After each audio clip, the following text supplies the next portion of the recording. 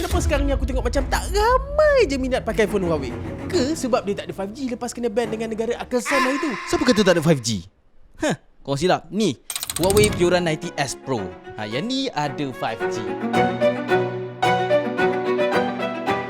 Alright, perkara pertama sekali yang aku paling appreciate dekat Huawei Pura 90S Pro ni adalah saiz dia. Kalau kau nak tahu saiz dia simple je, kecil je, 6.6 inci dekat punya skrin dan berat dia 213 gram sahaja. Dia boleh aku katakan tak adalah ringan sangat dan tak adalah berat sangat, dia just sweet spot. Ini untuk aku punya personal preference lah. And bila korang bandingkan dengan model Pro Max, bagi pendapat aku dia sedikit berat. Sebab itulah model Pro ni dia lagi manageable untuk daily usage. Lepas tu macam yang korang tengok ni, dia senang korang nak keluarkan daripada poket, senang untuk korang genggam. Cuma slack dia adalah macam yang korang tengok dekat belakang ni. Kamera bump dia besar ke dabak. Tak cukup besar lagi, tengok atas, tebal je. Tapi kalau korang yang memang dah biasa dengan design ataupun identity daripada Huawei ni, aku rasa tak ada masalah. But untuk pengguna baru, mungkin korang rasa macam agak annoyed sikit. Gitulah. Dari segi luaran, selain daripada dia punya kamera bump, aku tak boleh nafikan yang aku appreciate dia punya skrin. Sebab dia menggunakan rekaan flat, yang mana korang tahu dari segi skrin ni, okay, untuk curve screen of course dia nampak estetik. Tapi bila korang nak pilih tu, ingat flat screen. Yes, of course, curve screen ni dia nampak estetik, nampak menarik, nampak mewah. Tapi dari segi practicality, flat screen always won.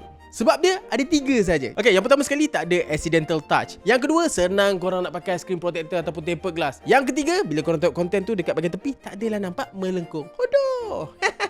Tapi dengan skrin LTPO OLED yang ada dekat Huawei Pura 90S Pro ni, korang takkan rasa hodoh. Sebab apa? Sebab kalau korang gunakan phone ni untuk tonton movie, tengok video, social media scrolling, memang enjoyable. Sebab paparan yang diberikan dekat korang tu top notch. Secara kesimpulan, dari segi luaran, aku tiada sebarang komplain dekat phone ni, kecuali satu benda yang aku cakap tadi, iaitu dia punya kamera bump. But korang jangan salah sangka, itu hanyalah aku punya personal preference. Kalau korang okey, okey. Tetapi benda yang selalu buat aku keluarkan balik Huawei Pura 90S Pro ni tetap dia punya kamera. Main kamera dia guna sensor 50 megapiksel OIS yang dengan aperture fizikal 1.4 to 4.0. Kiranya boleh laras lah macam ikut anak mata. Besar bila low light, kecil bila nak fokus lebih luas. Huawei pun di set tambah True to Color 2.0 yang mana nak kekalkan warna, tona kulit, lepas tu white balance macam yang kita dapat dekat model-model terbaru phone Oppo. Tapi honestly kalau tanya aku lah kan, aku bukan nak sangat main promo which is nak kena setting ISO, aperture, white balance apa semua tu. Tapi aku nak tengok sejauh mana kamera performance daripada Huawei ni, phone Huawei ni, dia punya kamera auto mode. Okay, untuk dari segi portrait, apa yang aku suka dekat hasil gambar adalah dia punya skin tone dengan detail masih nampak jelas and dikekalkan dengan kualiti yang baik lah. Dan dari segi pemisahan subjek dengan background pun nampak kemas. And then apa yang paling jelas adalah effect blur pada belakang subjek, dia tak nampak terlalu over sangat. Kalau untuk mode black and white, apa yang aku perasan adalah kontras dia belum cukup kuat. Bahagian hitam yang sepatutnya pekat, tapi kat hasil gambar tu kadang-kadang aku nampak dia warna kelabu sikit walaupun aku dah pakai mode monochrome. Untuk telefoto, secara keseluruhan aku rasa macam tak ada masalah sangat. Cumanya bila aku nak ambil gambar telefoto ni, aku ada kekangan sikit lah. Yang mana nak dapatkan composition yang cantik tu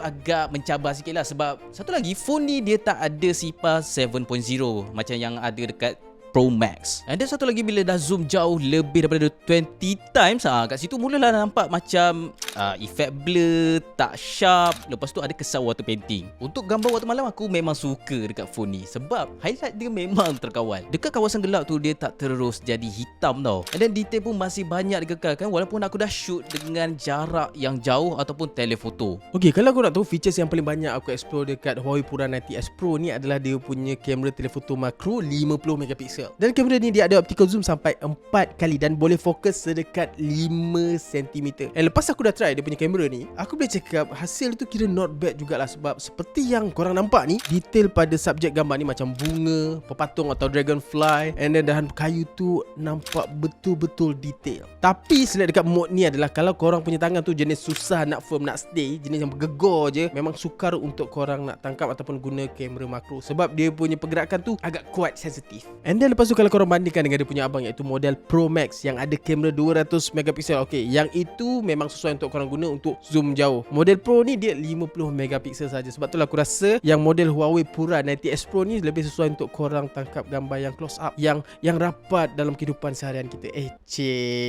Blushing kan tu. Cuma satu benda yang aku agak aku agak kecewa sikit adalah rating SIPA 7.0 yang dikatakan sama level dengan Vivo X300 Ultra tu hanya ada dekat kamera Huawei Pura 90s Pro Max saja, yang kamera 200 megapiksel tu. Dekat model Pro ni tak ada. Itu yang aku macam sedikit kecewa. Tapi walau bagaimanapun, korang janganlah sedih sangat sebab kamera telefoto dia tu still cantik. Bila mana korang zoom 4 kali ataupun lebih daripada tu, macam gambar yang korang nampak ni, kapal terbang tu still nampak jelas kan, walaupun ada sedikit water painting macam tu. Cuma bila korang dah zoom jauh sampai 100 kali zoom tu, of course ini semua phone ada isu yang sama, iaitu gambar jadi pecah, kabur, lepas tu memang water painting. Ini korang jangan komplain sangat sebab mana-mana phone pun memang macam tu.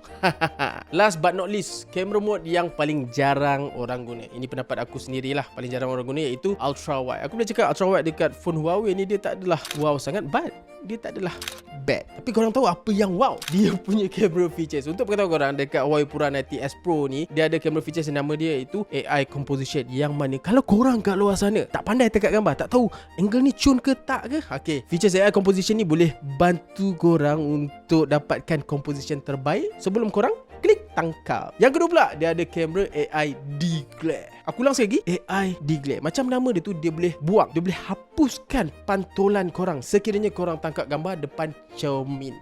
Tapi AI features yang bagi pendapat aku agak menarik, yang betul-betul buatkan aku rasa wow, nama dia adalah AI Move. Macam nama dia tu, features ni membolehkan korang untuk menggerakkan certain element ataupun subjek dekat dalam frame gambar tu ke posisi yang lain. Bila aku try features ni, aku macam wow, macam gempak gila Huawei dapat innovate features baru ni. For those yang mungkin curious, Huawei Pura 90s Pro ni dia dikuasikan oleh chip Kirin 9030 dengan RAM 12GB. Yes, of course, dari segi benchmark, chip ni bukanlah chip paling power, paling laju, paling padu sekali dalam segmen flagship. Yes, itu undoubtedly. But surprisingly, after a month, I have no complaint.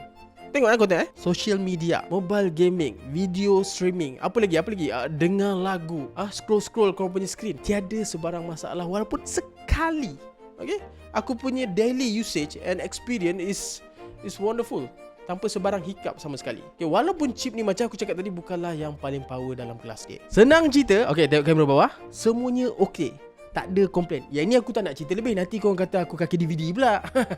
Selain chip, antara benda yang aku appreciate dekat Huawei Pura 90s Pro ni adalah dia punya bateri 6000 mAh. Aku boleh cakap dekat korang, dalam penggunaan selepas sebulan ni, dia memang boleh tahan dari pagi sebelum korang pergi kerja sampailah balik kerja sebelum korang tidur. Kecuali of course kalau korang lenjan mobile gaming all out all the time, memang bateri dia akan drain lah. Cuma satu benda yang aku agak terkilat, charger dia 66 watt. Of course laju, cuma aku harap tambah laju lagi.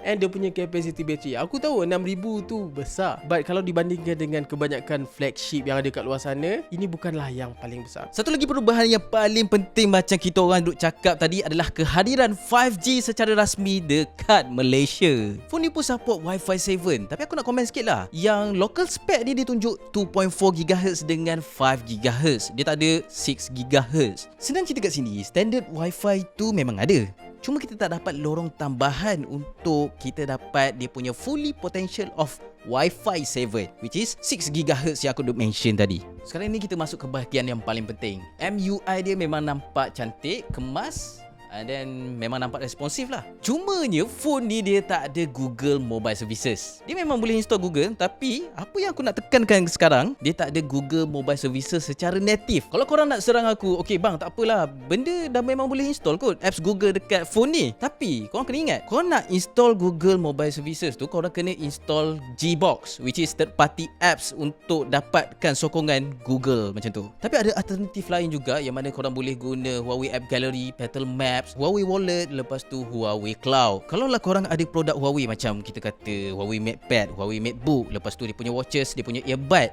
aku rasa korang punya daily life tu dah memang cukup lengkap lah dia punya ekosistem. So selepas sebulan, adakah phone Huawei 90s Pro ni boleh jadi daily driver? Bagi aku lah kan, kalau korang tu dah memang terbiasa guna produk Huawei and then dah terbiasa juga dengan dia punya ekosistem, aku rasa ni upgrade yang paling berbaloi lah. Tapi kalau korang dah memang dari awal lagi pakai phone Android yang lain, mungkin ambil masa sikit korang nak adapt dengan phone ni. Yalah, mana tanya, sebab selama ni korang bergantung dengan Google Mobile Services. Okay, memang ada alternatif macam yang aku cakapkan tadi, ada Gbox. Tapi sejauh mana Gbox tu boleh support dalam jangka masa panjang, itu yang buatkan aku tertanya. Jadi aku nak tanya korang dekat luar sana, ada tak yang masih memiliki sebuah phone Huawei yang masih lagi guna Google?